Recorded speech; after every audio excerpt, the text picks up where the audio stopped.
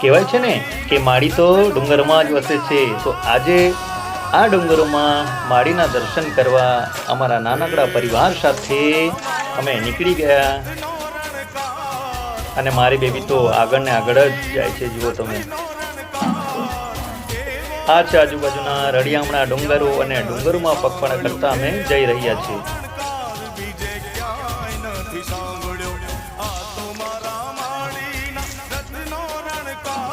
કેટલું સરસ મજાનું ડુંગર તમે જુઓ, તમે નિહાળી શકો. અને આ છે અમારો પરિવાર.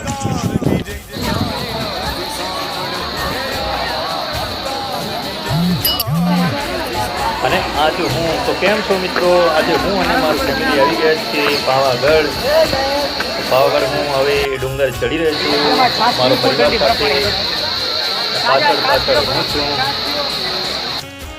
મારી બેબીનો ઉત્સાહ આજે કંઈક જોવા જેવો હતો. બિલકુલ થાક્યા વગર તમે જોઈ શકો.